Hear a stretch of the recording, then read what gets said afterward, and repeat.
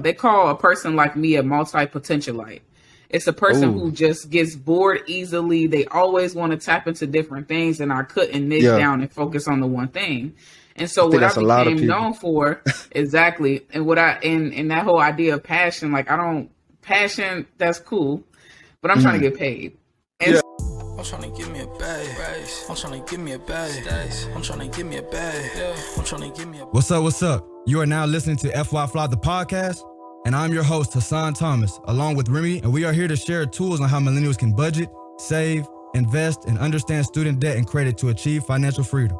If you're a high school student, college student, or someone who's interested in gaining more financial insight, this podcast is for you. I'm trying to give me a bag. I'm trying to give me a bag. I'm trying to give me a bag. I'm trying to. What's up, my FY Fly folks out there? How y'all doing? I hope y'all doing all right. Welcome to the FY Fly podcast. My name is Hassan Thomas, aka the kid that did, and the man that can, baby. And today, we're gonna be chopping it up with the jack of all trades, master of most, when it comes to entrepreneurship, credit, digital real estate, which we're gonna be diving into a little bit today. Everybody, please welcome Miss Rari to the building. How are you? I'm doing well. Blessed, man. Blessed. Hey, how's everything been since FinCon? Because, that's where we originally met. And when we met, it felt like we was already locked in, making plays. And so how's everything been since then? Man, it's been great. FinCon was the conference that I didn't know that I needed. I'm excited to be a part of that family now. Yeah. Definitely excited to meet you and Brittany and connect with a lot of folks who look like me, who have the same, train of thought when it comes to wealth building and essentially just bringing each other up as a collective, right? I'm a big proponent of lifting as you climb. And so I'm excited to be able to do that with you. It's crazy that you mentioned that, because I feel like that's the biggest thing that we've experienced at FinCon, and at these other conferences that you were even mentioning, is those like-minded individuals. When we was in school, when we was at college, like, it's not too many folks that we could talk to about building credit and investing into real estate. But now at these different conferences, you feel like you're right at home. Exactly. Yeah, I totally agree. Like, when you're in college, there is no emphasis on financial literacy outside of understanding student loans, and barely even that. And so it's extremely imperative what your mission is and what your focus is and your target demographic. It's important that we get these folks while they are in college and while they are growing up in high school, because the world is not going to teach them. It's something that you have to be self-inclined to do. 100%. So like I said, we back here on FY Fly. We ain't at FinCon no more, because what we like to do here, we like to skip the fluff and get right into the good stuff. So before we get into the credit and digital assets, like how we talked about the, jack of all trades, master of many, you know what I mean? So I want to get your thoughts, because a lot of the entrepreneurs that we talk to, they stick to one thing and then expand. And, I want to get your thoughts. Do you agree with that? Like, talk to us about that. I think I'm split down the middle when it comes to that, to be honest. Okay. I see both sides and perspectives, and the reason why is because I've gotten positive rewards for doing both, but I've also failed at both. So I do think that you should, based on the question that you're asking, I think that you should focus on one thing. I always talk about this in my business. I say there's the difference between a source and a stream. A source is the main thing, right? For example, you have this podcast, FYI Fly. That's the source. But then when we talk about the different streams of income, you can make merch from it. You can charge for sponsorships. Now we using that one source to bring about multiple streams. And so when I think about that, the podcast, right? If somebody might say, how are you going to merch and how are you focusing on that, right? All of these things are interconnected. And so that's where I do think that it's important that you figure out how to diversify. You might not master all of those different things, but you are figuring out how they're interconnected. And I think that's the biggest thing. Figure out where the connection is between these, rather than finding things that are completely different and trying to tackle all of those at the same time. Hey, that's huge. And I could give you a personal example as well. So you spoke to merch. So we actually came out with our investment shirt. So it's like invest and then men and investment. Oh, I like that. So we came out with those shirts, and then we came out with WWW Women with Wealth. You know what I'm saying? So I love it. Everything's interconnected around financial literacy. When I released my first book, 24 lessons learned during a lockdown to increase your drive, destiny, and dollars from college to COVID. You know, so everything, we got it. We got it. You're good at marketing, bro. You really good at this. Say that, hey, that's something that we connect on, because you got to show them the shirt. Come on, millennial, talk to it. Yeah, millennial, man. Millennials striving to become millionaires. You dig. And that's what we was talking about, a little before we got on the show. But since we were, talking about your journey, what do you believe has been the biggest lesson or biggest challenge that you went through or learned so far? I think the biggest challenge for me personally was exactly that quote that you mentioned, jack of all trades, master of most, because I'm so interested and passionate about a lot of things. They call a person like me a multi-potentialite. It's a person who just gets bored easily. They always want to tap into different things, and I couldn't niche down and focus on the one thing. And so what I became known for, exactly, and what and that whole idea of passion, passion, that's cool, but I'm trying to get paid. And so as a multi-potentialite, I want to be able to feed my passions once I'm paid. You know what I mean? Because the things that you're passionate about might not bring you money, but you still have to survive. I feel like for me, the biggest challenge was being so interested in a lot of different things and not being able to focus on one specific thing. And when I did kind of censor in on different things, we're in this economy or we're in this like digital real estate boom right now, right? And so figuring out and vetting who can be a proper mentor for you. It's one of those things where it's like when you're a new entrepreneur, you don't know what you don't know. Facts. And so I made it my focus to educate people and lift as I was climbing. So I'm teaching them what I'm learning in my journey and doing that without a mentor myself. And so it's like, as you continue to climb each level, and I'm not to say I never had a mentor. It's just that a lot of times I didn't have who I needed. They can mentor you in one thing, but you have to have a holistic support system, and not even just mentors. You need to have friends and people laterally who can mentor you, right? A lot of times we look at people who are where we want to be, but what about those people who are around you right now who can just be support systems? And so I think the biggest challenge was not being able to focus, to niche, and to what I just talked about, being able to connect, the things that I was doing rather than being in so many different target areas at once.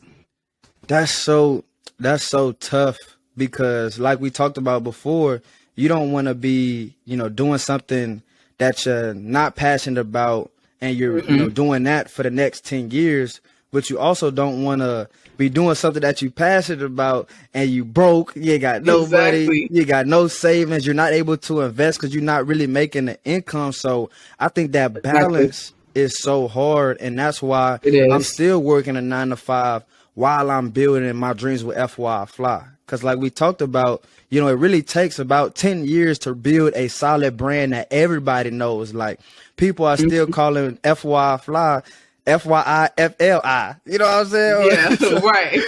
So you saw I struggled, and I know what it is. Yeah, exactly. So that says to me, okay, Hassan, you got to keep grinding, going crazy until everybody knows that's FY Fly. That's not FYIFLI. Nah, that's FY Fly right there. The #1 financial literacy hub in the world for high school, college, and recent grad students. So I definitely feel you 100%. And now I want to transition a little bit to jumping into this credit. I want to get in because I don't think that people really understand the impacts of having bad credit. And I feel like before, with our parents, our grandparents, they stayed away from it because they didn't know about it, or they used it, got burnt because they weren't educated on credit. So where do you think is the first place to learn about credit? Is it credit utilization? Should we be learning about credit cards? Should we learn about secure cards? For the people who have no idea, where do you think is the first place to really start building credit? Okay, that was a couple different questions in one. So when it comes to building credit, right? So I'm gonna start with somebody who has absolutely no knowledge. If you are looking to figure out what you need to do, the first thing you need to do is get access to your credit report, because that's going to tell you which direction you need to go. Are you in the building phase? Are you in the phase where you need to get some things deleted, right? It's a difference between having no credit, bad credit, and then good credit, obviously. And some of those things can be interwoven. Bad credit is pretty much the same as no credit at this point, because you have to build from the ground. You have to do all of this all the way over. So if first access your credit report, you can go to annualcreditreport.com. And then you also want to sign up for different credit monitoring services like Experian, like Credit Karma. That would allow you to see what's happening in your credit month by month in real time, but you can check it daily if you want. It's up to you. From there, I would start consulting with different people. If you need credit repair, go online, see who does credit repair. A bunch of people do credit repair. And I'm not saying to invest in their services, but at least have the conversation with them, because you might have 3 different people look at your credit report and tell you 3 different things that need to be fixed, or 3 different strategies.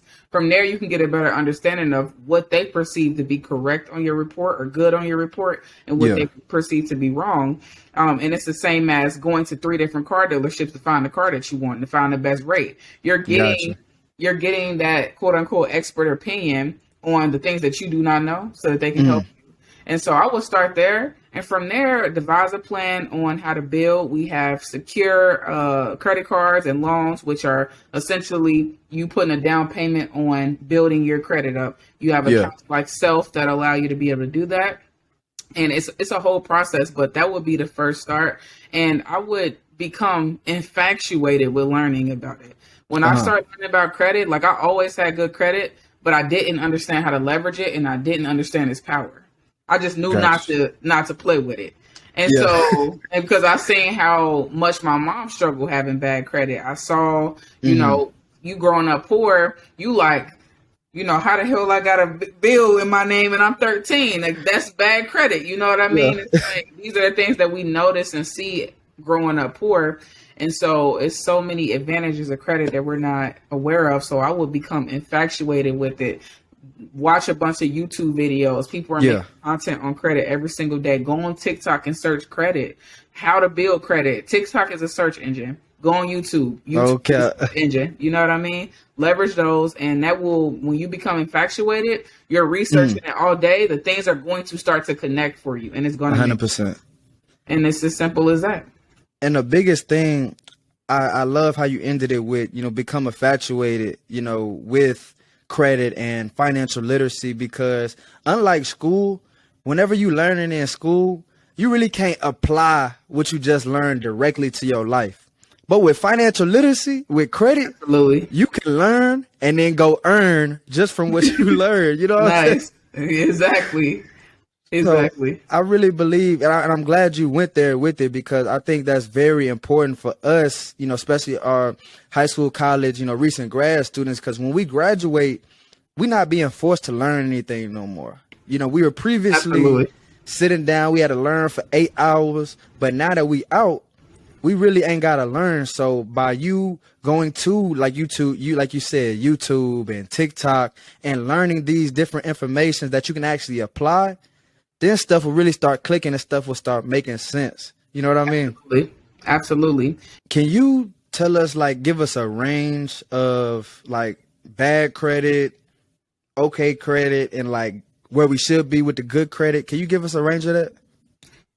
Yeah, I mean, again, it's a subjective, but I mean, the lenders, they don't believe in subjective. Like, this is what they require. So it's gonna be dependent on each lender. But I would say that if you're anywhere between like the 650 to 700 range, that's okay credit. That's pretty cool. Like you could rock out with that. But if you want to be in like the really good, that's 700 and above. But we know that there's so many factors that determine what's good and what's not. So the way I like to describe credit is like when it comes to credit, it's like your GPA, right? Okay. You took a bunch of classes and that's what made up your score. Well, your credit score is just like that as well, right? You have your payment history, you have your new accounts, you have your overall utilization. You know, there's 5 different factors that make up that FICO score. But when we're thinking about that, that is what's going to determine what's considered good or bad, depending on the lender, right? They might say, oh, you have a late payment, but it's 2 years ago, from 2 years ago. That's okay. Another lender might not say, like, nah, that's not okay. Both scores, 700 plus. You know what I mean? It really just depends on the lender.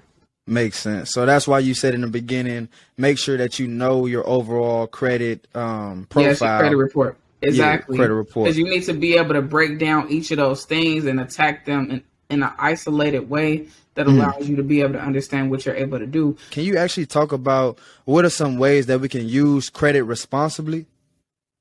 Absolutely. So real estate is always going to be the biggest vehicle for me because it's tangible, it's physical, and it's one of those things. Even when you look at interest rates climbing to 7% right now, I don't think I'm not going to advise people to not buy real estate. I would never do that. But you want to make sure that the investment that you're making makes sense, and you have the liquidity to be able to afford it. And if anything goes upside down, you good. Like that's what's most important, to make sure you're getting into sound investments.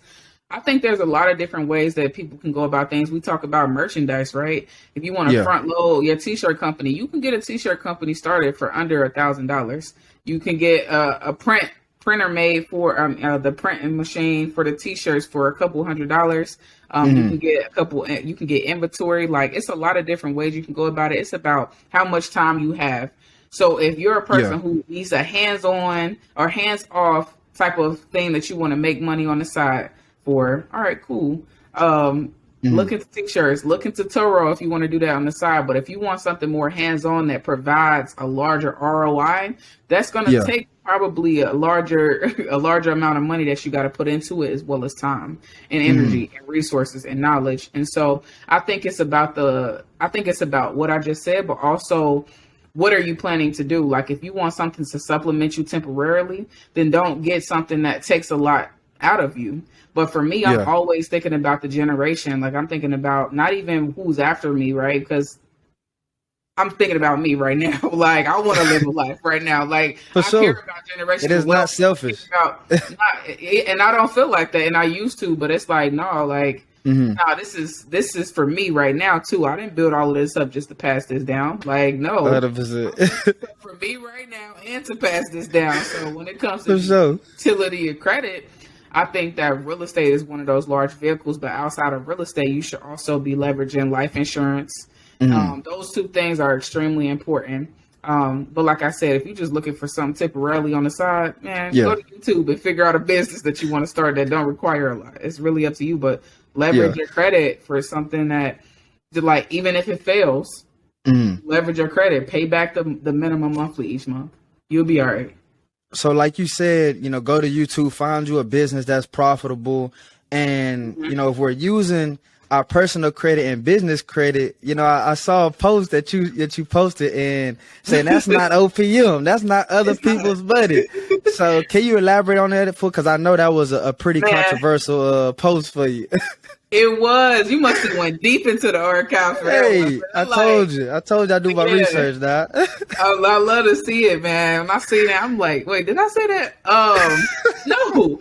You look, bro, like, if I got these stack of cards right here, bro. Like, if I go and I personally guarantee any of this debt, I'm responsible for it. I put my social security number in there. I put the EIN number of the business that I applied and registered for. I am personally responsible for any debt accumulated with them. I see so many people misleading folks by the language that they use online, and I think it's harmful to say, oh, just leverage OPM. OPM is literally what it says, other people's money. So I'm like, we got OPC, other people's credit, other people's money, however you want to put it, but it's not yours. When you leveraging your credit, that is you leveraging what you already have. And so that's why I am. That's your money. Exactly. Your responsibility. There's a different level of responsibility involved that most people don't consider when they're talking about leverage OPM. Now you're responsible to return somebody else's money. if this fails on you, you're responsible for returning your own money. Yeah. It's a whole different level of responsibility involved. And so I think that OPM is great, but you need to know what you're doing, and you need to make sure you can back up and support what you are looking to do. But no, I don't think OPM is your own credit. That's what you say, your money. That's why. So like, if it's not personal credit cards or business credit cards, what would you suggest for, somebody who wants to start a big business, somebody who wants to get into real estate? What are some real OPMs, other people's money, assets that you can go acquire? Yeah, so when it comes to different types of capital, a lot of times we get caught up and we think like business credit is it. But even when you think about it's called business funding for a reason, because there's different types of business funding underneath that umbrella. You have credit, you have lines of credit, you have loans, you have all types of different vehicles to get to the end goal of what you're looking for. But when we're thinking about other people's money, specifically if you're talking about real estate, there's two that come to my mind right away. One is called private money. These are typically investors who, will be like one of us, and we got a little bit of money we want to make some interest on. And we might not be an established company. We might be an established company, but we just let people get whatever, $20K or something like that to fund their projects. And then they put some interest back in our pocket. As far as the hard money, these are typically more established companies that are looking for experienced investors who are looking to do flips. And so whether that flip is what they call a BRRRR, which is buy, refinance, rent, flip, whatever. I can't remember all acronyms right now, but I got you. The BRRRR method. If it's the BRRRR method, a lot of those hard money lenders will work with that. Some of them do short-term rentals that they allow, but the whole point is that you're using their money that's at a balloon interest rate to, or an inflated interest rate to force equity into a property, refinance it, and then pay off all the people that you borrow money from. The private money lender looks a little bit different. They can kind of be more flexible on their terms, more than likely, based on a relationship that you might have with them. So these are people who could borrow money from their 401k because they're trying to get some interest on it and then put it back in. You know what I mean? It's like, it's a bunch of different ways you can go about it, but those are two that come to me right away: private money and then hard money.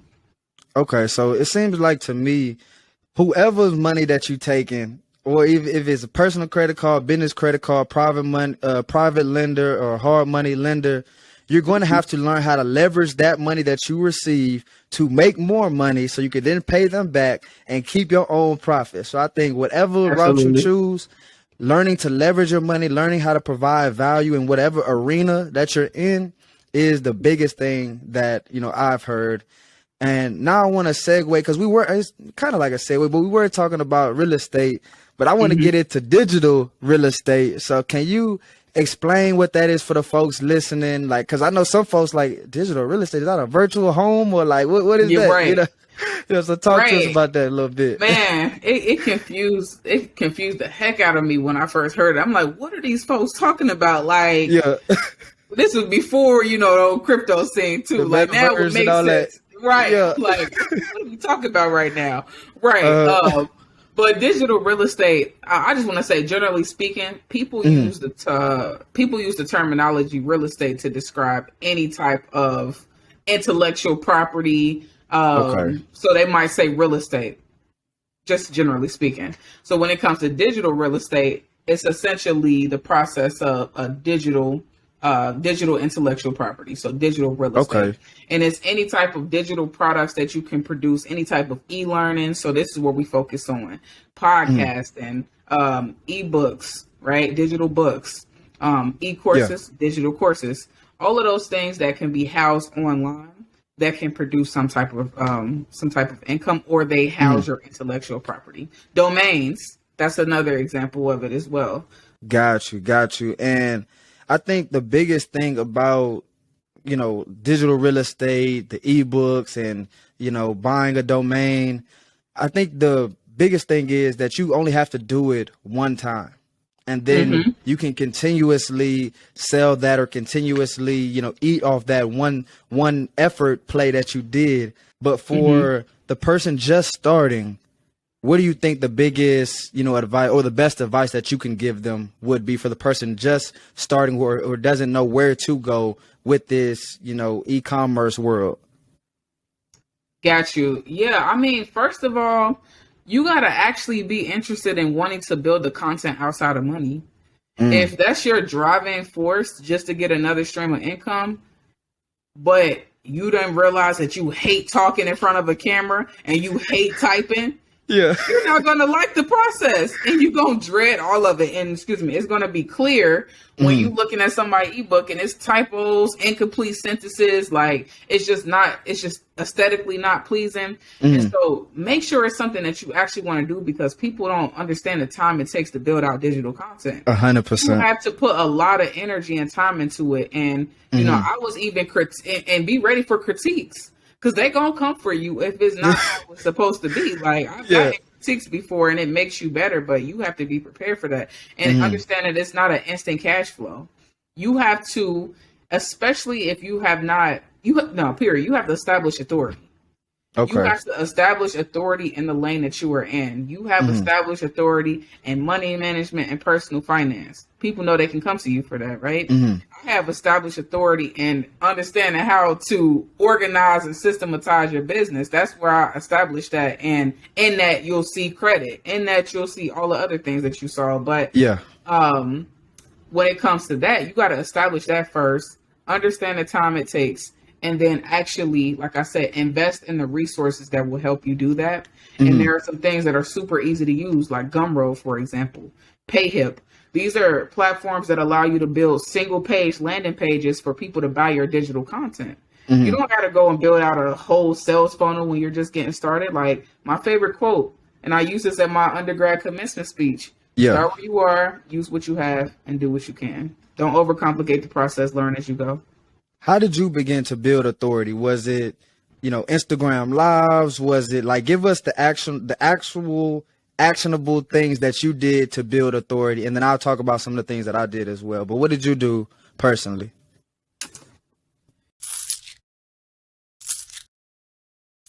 Yo, are you ready to hit your next level? Do you want to increase your drive, destiny, and dollars? Well, if so, check out my new book, From College to COVID. 24 lessons learned during the lockdown, where I've compiled 5 of the biggest lessons I learned going from college to COVID to starting my financial literacy empire, FYFly, plus 19 lessons from your favorite entrepreneurs, entertainers, and athletes that have been featured on our show. There's literally something for everyone. So purchase your copy today at fyfly.com/From College to COVID. Let's go. It's hard. It is extremely hard, especially if you're in a saturated space where a lot of people are doing what you're doing. But the thing is, when you're building authority, you have to be consistent. And back to our earlier point where I'm a MultiPotentialite. I'm like, oh, let me do this. Let me do that. Let me offer this. Let me offer that. You can't build authority like that. So I think that it's important when you're facing the front of folks. Focus on the few things that you want to focus on, but when behind scenes, do what you want to do, right? Because when you're building that tone for your business, when people are thinking about who do I want to go to learn personal finance, are they going to go to the person who focuses on personal finance and they introduce these other couple things here and there, or are they going to focus on that person who focuses on personal finance, real estate, Toro, Airbnb, like they doing all the things, like they got an EMS, like transport service. It's like, bro, what do you actually do? And they might be good at all those things, but especially in a world where we are now, like, everything is digital, right? Everything is tech. Folks are spending less time investing in courses and ebooks and spending more time trying to figure out who should I give my money to. They're only buying this e-content that's cheap, and then they're not reading it or watching it. So you want to make sure that when you're building that authority, you're consistent, it's good. And yes, tangible things that I did, I was live damn near every day. I was in their faces with it all the time. When you look at my page, I gave call to actions. I made sure my stuff was optimized so that when people went to it and I said, do this thing, that thing worked, right? Because there's nothing worse than telling people something to do and then they can't. Credibility shot. you lost a client, right? So like, I would just be in their faces all the time. I had my email marketing, text message marketing, webinars, ads. I was just in their face all the time. I feel you. And the biggest thing there is that consistency.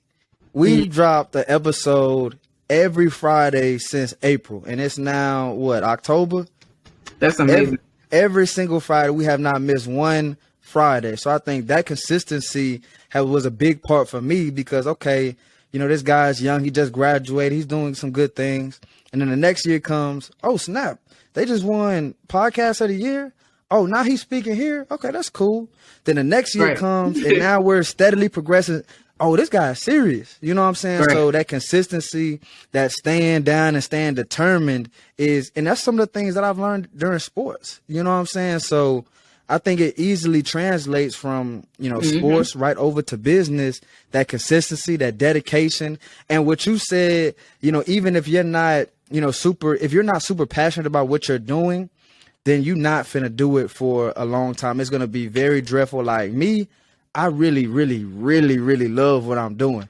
So I could see myself doing this for the next 10 years with no pressure, with no stress. Like I could say that and look at you and not blink. You know what I'm saying? But if somebody else who wasn't really, you know, into what they were doing, they can't say that.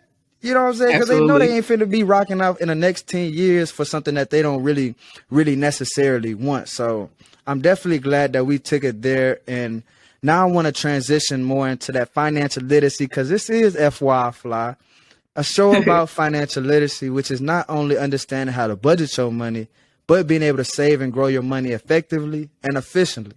So our audience wants to know, give us a good money habit that you do, and then also give us a bad money habit that you had that we could cut off. Ooh, okay. So I was just talking to someone about this yesterday. I was like, how am I going to answer this question, child? And so the most authentic way, as you should. Give it to us. So I will say that my answer is one and the same, right? So a bad money habit that I used to have was that I felt like I had to reach certain goals before I could indulge in certain things. And somebody that I'm talking to right now, and just like bouncing things off of, has really helped shift my perspective about figuring out how these things can happen simultaneously instead of having to reach this threshold. Because what if that never happens, right? And so I spent 2 years of putting my head down and not going out and not buying anything for myself. And then when those 2 years was up, I started wilding out. Like, I mean, I probably spent like $1,500 in July on Jordans. It was like, what's going on here? Like, because I felt like I'm finally like free. Felt like you deserved it because you done starved yourself. You done you stayed solid for 2 years. I feel you. Yeah, so that was a bad money habit, because it really comes down to discipline and figuring out how these two things can coexist. How can we plan effectively? Balance. Right. How can we plan effectively to use our sources and our streams, as we talked about earlier, to put certain things in play for different things that we want to do? Because for me, I'm like, oh, no, we don't need to have 2 drinks at dinner. I'm trying to buy a house. Yeah. And I think that was a good perspective to have as far as being disciplined, but it's not a good perspective to have because, one, it's about how often you indulge in things. But 2, it's about being able to make sure you actually locking in on what you set out for yourself. So I found it to be a good and bad money habit, if that makes sense. But now I'm focusing on leveraging what I have and figuring out how all the things can work simultaneously instead of starving myself of my desires in pursuit of something that I hope is what I want. And I'm not there yet. And I can take that directly into a financial question that's going on around the financial industry of, should we strictly eliminate debt and not invest until we have this debt eliminated, or should we be doing both at the same time? So I feel like in your situation, balance is the key. In that situation, figuring out your balance of, okay, I know my interest rate is really high, so let me put, $600 on my debt, paying down my debt, and then let's put $300 down to put $300 to investing. So we're still taking advantage of compounded interest and taking advantage of investing while we have that time on our side. So the biggest thing there, in my opinion, was having that not having it, but you got to figure it out. It's not just going to come for you wanting balance. You're going to have to figure out how to balance those things. Exactly, 100%. And I'm always a proponent of you should be doing both. That's separate from our conversation. When it comes to debt and investing, you should be doing both, period. Yeah. You should not be waiting for one to get done over the other. That just literally does not make sense. And for some people it does, but I'm like, I have the biggest thing I can think about is student loans. Yeah. And I think the person who helped me kind of determine how I was going to go about this was Budgetnista. She said I could have just paid on my loans and kept paying on them. But instead she focused on building a business, and she paid all her loans off in one swoop. She was like, I'm not carrying this debt for the rest of my life, but I'm going to defer. I don't remember exactly what her strategy was, but essentially she focused less on the debt pay down and more on the investing side, so that she could just eliminate the debt entirely, rather than just pouring your whole life into paying debt off. But now you have nothing that has no vehicle that has actually produced you income. And when you're thinking about building wealth, it's twofold. You have to reduce your expenses and you have to increase your income. Increased income automatically comes with increased expenses. So the way we actually further that margin is by differentiating what I just said. 100%. And I have one more question for you. I want to read you two quotes, and I need you to tell me which one is more accurate in your opinion. You ready? Yes, let's go. All right, bet. So the first one is more money, more problems, like Biggie. And the second quote is money can't buy happiness. Which one do you believe is more accurate in your opinion? More money, more problems by Biggie. Straight like that? Straight like that. Money can buy happiness. I don't believe that. I tell people all the time, if money can bring you every other emotion, right? When you don't have money, you might be stressed, sad, depressed. If it can bring you that emotion, why wouldn't it be able to bring you happiness? You don't have to think about your bare necessities and your needs, like the hierarchy of your needs. Absolutely. And more money, more problems. You might include more problems. You got tax problems. You got family problems. You know what I'm saying? You got your own wants and you indulging in everything that you want potentially. So yeah, more money might be more problems for you. It's a different level of having to manage more income. That's a problem in itself. But yeah, money can buy happiness for sure. Material things are important, and it depends on who you are as a person. For some people, it might not buy happiness, but for me, if it can bring me sadness, it can bring me joy. I've never heard nobody answer like that, but that's the biggest facts I done heard. Because if it can bring you that, it sure can bring you on the other side. It's the yin and yang. You know what I'm saying? Absolutely. So that makes sense. I really do appreciate you jumping on the FY Fly podcast and rocking out with us today. If you got any final words, any final gems, let them know, and also let them know where to reach you. Absolutely, y'all. I said this quote in the interview, but I'm going to say it again. Start where you are, use what you have, and do what you can.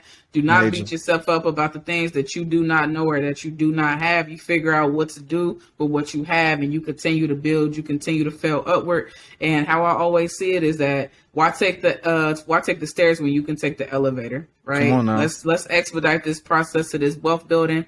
And y'all can follow me on at VendHer @_VendHer on Instagram. You can check out everything there.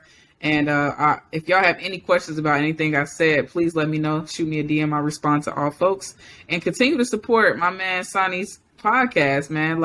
And everything that he's doing, really, because when we think about how instrumental it is having these conversations in our community, for sure, it has to be a leader that will move us and progress us forward. So these conversations are important in shifting your mindset, and continue to be in those spaces, because back to what we just said, proximity is power.